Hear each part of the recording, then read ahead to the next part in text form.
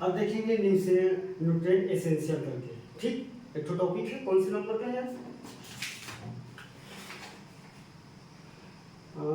ये टॉपिक है plant nutrient essentially. Plant nutrient essentially. ठीक, एसेंशियल का क्राइटेरिया है ना, वो सिलेबस में पूरा नहीं लिखा है, वो एसेंशियल क्राइटेरिया है।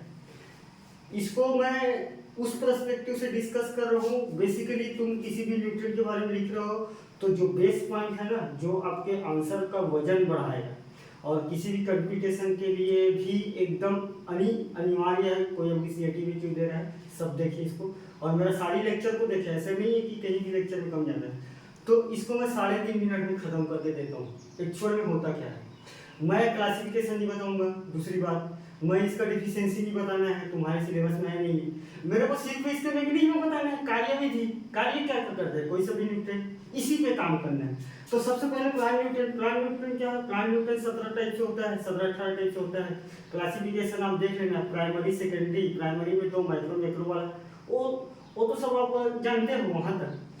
तो देख 17 न्यूट्रिएंट है, 17 या अभी 18 निखिल ऐड हो गया। ठीक है, तो बेसिकली एक एसेंशियल क्राइटेरिया है, एसेंशियल क्राइटेरिया बोलते हैं। ठीक, सिलेबस में अधूरा दिया है एसेंशियल क्राइटेरिया, जो एक साइंटिस्ट था आर्नोन एवं स्टाउट। अब इसको हिंदी लिखूंगा तो मत बोलो ये किसी पेरेंट्स या किसी फादर साहब का नाम है तो हम क्यों लिखे, हम भी लिख देते। 1939 में दिया था, इसी को पूछते हैं आगे वाले से लोग हैं। तो इस क्राइटेरिया में कहा ये था कि किसी भी प्लांट के लाइफ साइकिल के लिए प्लांट न्यूट्रिएंट अति महत्वपूर्ण है। पहला लाइन यही बोला था, और जबकि एकदम बेसिक बात है तुम ये सब क्यों बता रहे हो, ये तो हम भी जान रहे हैं। तो ये बोला था तो मैं लिख देता हूँ। अगर तुमको बोलेगा कि प्लांट न्यूट्रिएंट एसेंशियल क्राइटेरिया बताओ या एसेंशियलिटी को समझाइए बोलेगा तो इसको लिखना पड़ेगा, नहीं तो फेंक देगा तुम्हारे पेपर। ठीक, तो पहला क्या बोला था कि कोई भी न्यूट्रिएंट प्लांट के लाइफ साइकिल के लिए अति आवश्यक है। बोला था कोई भी न्यूट्रिएंट ठीक, न्यूट्रिएंट प्लांट के लाइफ साइकिल के लिए इंपॉर्टेंस है। बोला था, कितना छोटा बात बताया है, ऐसी बताना चाहिए साइंटिस्ट लोग को, नहीं बताना चाहिए, फिर भी बताया तो। दूसरा बोला था, बहुत अच्छा हुआ, दूसरा मैं बोला था कि किसी भी न्यूट्रिएंट का किसी भी प्लांट में अगर कमी होता है तो उस कमी का पूरा वही न्यूट्रिएंट करेगा जो न्यूट्रिएंट का कमी हुआ है, ये बोला था। तो क्या दूसरा क्या बोला था, किसी भी प्लांट में जो भी न्यूट्रिएंट की कमी हुई है तो उसकी पूर्ति वही न्यूट्रिएंट करेगा,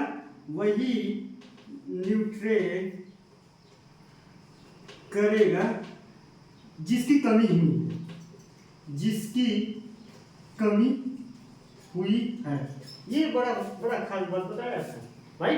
यूरिया का कमी है तो नाइट्रोजन पूरा करेगा, फास्फोरस क्यों करेगा उसके काम को। तो ये वही वाला बात है, जिसका कमी है वही पूरा करेगा, वही न्यूट्रिएंट पूरा करेगा। ये हमने दूसरे क्राइटेरिया में बताया था।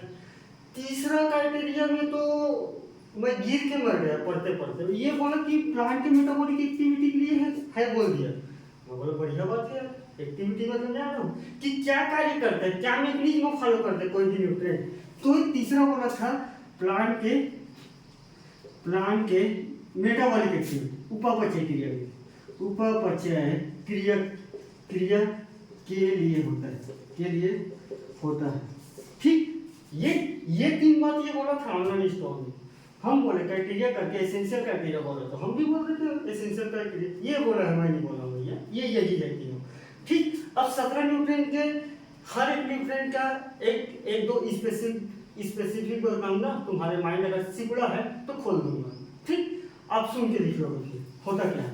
सबसे पहले कौन से न्यूट्रिएंट को बताऊं, बोलो, नाइट्रोजन। ठीक, देख नाइट्रोजन को किसी भी प्लांट में डालेंगे तो एक ही सबसे मुख्य काम है, वनस्पतिक वृद्धि करता है। ठीक, प्लांट के साइज को, प्लांट के लीफ को, प्लांट को हरापन देना, वनस्पतिक वृद्धि करता है। सबसे मेजर काम न्यूट्रिएंट का, नाइट्रोजन का। अगर तुम्हारा वनस्पतिक वृद्धि, वेजिटेटिव ग्रोथ जिसको बोलते हैं इंग्लिश में, अगर ये चीज लिखने के बाद नीचे तुम अगर मान जाए किसी का पेरेंट्स का, फादर का नाम अगर लिखते हो तो भी सत्य है। तो सबसे पहले क्या है, वनस्पतिक वृद्धि। वनस्पतिक वृद्धि करता है, साथ ही साथ लीफ के साइज को बढ़ाता है। लीफ के साइज को बढ़ाता है। ठीक, तीसरा क्या करता है, जब वनस्पतिक वृद्धि करता है तो प्लांट में ये मीठापन लाता है। ठीक, मीठापन लाता है। यही एक कॉन्सेप्ट, इसी कारण बोलते हैं किसान लोग यूरिया कम डालना चाहिए, क्योंकि यूरिया डालने से वनस्पतिक वृद्धि होता है और प्लांट में मीठापन होता है। तो बोलता है कि इंसेक्ट मरने का चांस इसी कारण होता है, ज्यादा होने का चांस इसी कारण, क्योंकि मीठापन आ गया है ना। तो ये इसका कार्य है, ये इसका मैकेनिज्म है, ये काम करता है। तो हम क्या करें, करता है। ठीक है, वनस्पतिक वृद्धि करेगा तो लोजिंग की कंडीशन को बढ़ाएगा। भाई अगर कोई धान अगर बढ़ेगा तो हवा आएगा तो गिर जाएगा, तो क्या करें, लोडिंग की कंडीशन को बढ़ा देता है। ये इसका ड्रॉबैक है। लोजिंग बोलते हैं या लोडिंग कंडीशन बोलते हैं। इसको पूछता है जवाब में, लोडिंग कंडीशन बढ़ाएगा। ठीक, तो इसकी खास बात है। अब वनस्पतिक वृद्धि से क्या क्या सोच सकते हो तुम, ये आपके ऊपर है। वनस्पतिक वृद्धि मतलब साइज, पत्ती के साइज, पत्ती के ग्रीन कलर में ये लिख लेना, पत्ती के ग्रीन कलर, पत्ती के और कुछ, पत्ती के फलाना बनना, पत्ती के विन्यास बनना, पत्ती के ये धारी बनना, वो धारी बनना, सीधा विन्यास बनना, ये सारी आपके ऊपर है। आप वहाँ टाइम रहते हुए आप अपने बातों को रखना। बाकी ये 3 बात अगर कोई आ गए तो पेपर चेक करने वाले चाय पीना छोड़ के तुम्हारे पेपर पढ़ेंगे, यार मेरे को नया नॉलेज मिल रहा है। ठीक है, यही करना है। दूसरा क्या है, पोटेशियम का सबसे मेजर काम है कि प्लांट में जो पाए जाने वाले एंजाइम हैं, तो उस एंजाइम की सक्रियता को बढ़ाता है। तो मोर देन 60 प्रकार के एंजाइम की सक्रियता को बढ़ाता है। एक लाइन में अगर मैं बोलूं कि पोटेशियम का कार्य क्या है, कार्य मोर देन मतलब अधिक, 60 से अधिक एंजाइम की क्रिया विधि को बढ़ाता है। अब भाई तुम बोलो कि मोर देन 60 एंजाइम की क्रिया विधि को अगर बढ़ा रहे हैं तो इंसेक्ट के प्रति रेजिस्टेंस होगा कि नहीं, रेजिस्टेंस पैदा करेगा कि नहीं पड़ेगा। तो पोटेशियम क्या करता है, इंसेक्ट समझ रहे हो, पेस्ट, अरे इंसेक्ट जी जो खाते हैं ये पेस्ट मतलब इंसेक्ट के छोड़ जो भी चीज प्लांट को हानि पहुंचाए उसको बोलते हैं पेस्ट। आने की चांसेस को कम करता है, कम कर सकता है चांसेस। अब तुम सोचो 60 प्रकार के एंजाइम को कर रहा है तो क्या क्या काम कर सकता है।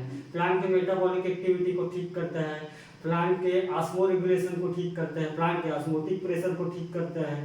ठीक है, और ये 60 प्रकार के मान लो जाए एंजाइम की सक्रियता को बढ़ा रहा है, फिर भी ये आधारभूत संरचना में भाग नहीं लेता ये एंजाइम। तो आधारभूत संरचना में इसका भाग भी नहीं लेता। आधारभूत मतलब प्लांट के बढ़वार से संबंधित जो एकदम बेसिक चीज चाहिए। तुमको पास होने के लिए सबसे बेसिक चीज है लिखने के लिए पेन ही नहीं रहेगा, कैसे लिखोगे। वही है किसी भी प्लांट को बनने के लिए आधारभूत क्या चीज चाहिए, एनपीके। बाकी पोटेशियम भाग नहीं लेता प्लांट को बढ़वाने में। ठीक, आधारभूत संरचना में भाग नहीं लेता। ठीक, तो ये हमारा क्या कितना हो गया, आगे जल्दी बोलो। फास्फोरस,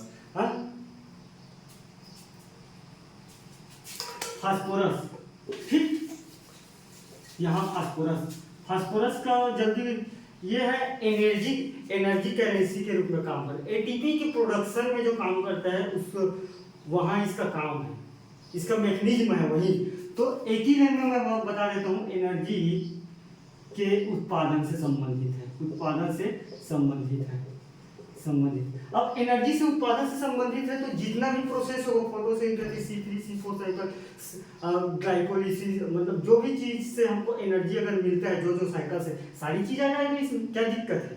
लिख सकते हो, है सारी चीज आएगी कि मतलब नहीं आएगी। उसके बाद बोलो कैल्शियम। कैल्शियम, कैल्शियम का सबसे मुख्य बात है, कैल्शियम का सबसे मुख्य बात है कि कैल्शियम पेप्टाइड का निर्माण करते हैं। कैल्शियम पेप्टाइड मतलब सेल के जो कैल्शियम, मतलब कैल्शियम पेप्टाइड यार जो सेल के वो बना रहता है ना मेम्ब्रेन, उससे संबंधित है। तो ये क्या है? सेल डिवीजन, सेल मेम्ब्रेन से संबंधित है। ये जहां सेल वाला संबंधित है कैल्शियम, कैल्शियम पेप्टाइड क्या है? एक सेल मेम्ब्रेन का निर्माण करते हैं। तो सेल मेम्ब्रेन, झिल्ली जी, सेल परागण जैसे बोलते हैं, सेल मेम्ब्रेन, सेल डिवीजन, कोशिका विभाजन, इस चीज को रेगुलेट करता है कैल्शियम एक लाइन में। अब उसके बाद तुम सेल के संबंधित के आसपास चीजों को लिख सकते हो, वो सब सही है, ठीक है। उसके बाद तुम्हारा पोटेशियम हो गया, और कौन से? मैग्नीशियम, कैल्शियम हो गया। उसके बाद मैग्नीशियम, मैग्नीशियम बहुत ही अच्छा है, कोई दिक्कत नहीं। मैग्नीशियम क्लोरोफिल का सेंट्रल कैटायन होता है, ठीक। तो आप लिखना क्लोरोफिल का सेंट्रल कैटायन होता है। सेंट्रल मतलब मुख्य कैटायन होता है, मेजरली कैटायन होता है, कैटायन होता है। जैसे कि ये मैग्नीशियम है तो क्लोरोफिल की स्ट्रक्चर देखोगे, ये नाइट्रोजन, ये नाइट्रोजन, ये नाइट्रोजन, ये नाइट्रोजन, ठीक। तो ये मुख्य कैटायन। अब क्लोरोफिल क्या चीज से संबंधित है? फोटोसिंथेसिस से। लिखना फोटोसिंथेसिस में हेल्प करता है। फोटोसिंथेसिस से क्या है? ग्लूकोज का निर्माण करता है, O2 का प्रोडक्शन करता है, दुनियादारी करता है, और ये भी करता है करके लिखना। बाकी ये मैग्नीशियम सेंट्रल कैटायन का मुख्य कार्य है, इसको दिन। और ये नाइट्रोजनस बेस क्या है? डीएनए से संबंधित है।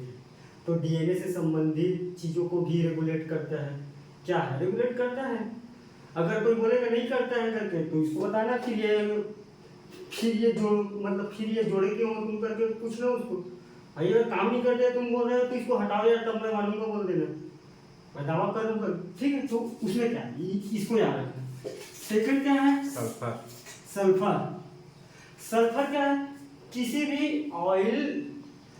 भी ऑयल क्रॉप्स के ऑयल को इंक्रीज करने के लिए सल्फर कंटेंट बहुत ही जरूरी है, ठीक। ऑयल्स क्रॉप्स के ऑयल कंटेंट को बढ़ाने के लिए,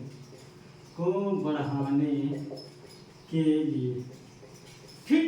ऑयल कंटेंट को बढ़ाने के लिए मतलब जी, अरे फैट वाला लगाओ, असंतृप्त फैट में जैतून का तेल बताए हैं हमने, सरसों का तेल बताए हैं, म्यूफा जैसे चीजों को रेगुलेट करता है सल्फर। ये ऑयल वाला हमेशा याद रखना, ये मेन है, ठीक। उसके बाद क्या है बोलो? आयरन। अरे आयरन क्या है यार? नाइट्रोजन फिक्सेशन में हीमोग्लोबिन का काम को रेगुलेट करता है जी, ठीक। नाइट्रोजन फिक्सेशन में हीमोग्लोबिन को नाइट्रोजन फिक्सेशन से संबंधित है। नाइट्रोजन फिक्सेशन को इंक्रीज करता है। जो नाइट्रोजन फिक्सेशन में नोड्यूल बनता है उसको इंक्रीज करता है, नोड्यूल को इंक्रीज के लिए, ठीक। और नोड्यूल संबंधी जो भी चीजें हैं वो आसपास का लिख लेना, उसमें क्या है, ठीक है। और बोलो कॉपर का सबसे बड़ी खास बात है सेल इलॉन्गेशन के लिए। सेल इलॉन्गेशन, सेल की बढ़वार, कोशिका विभाजन, ये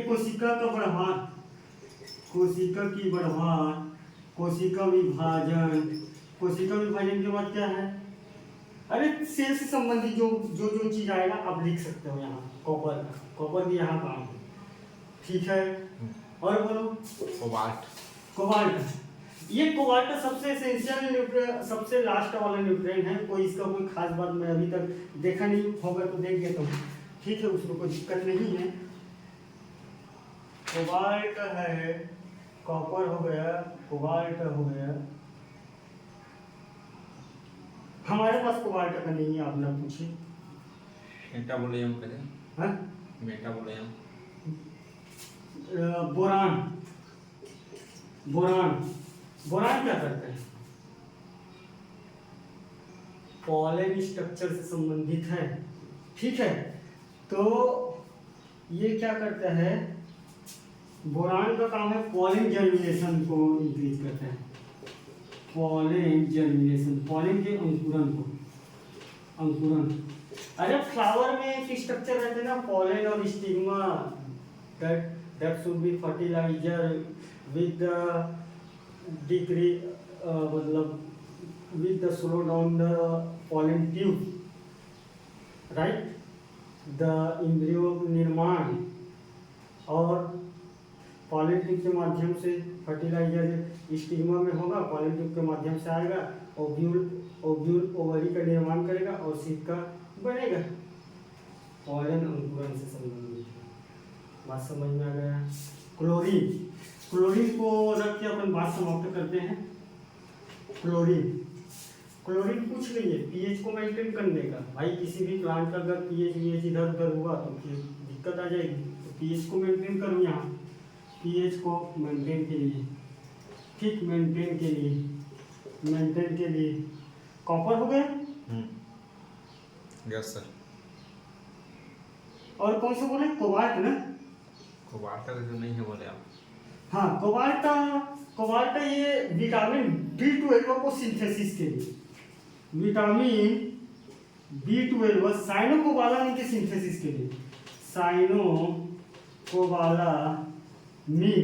के सिंथेसिस के लिए, अभी याद आया, सिंथेसिस के, ठीक है। बात समाप्त करते हैं यहीं तक, ठीक।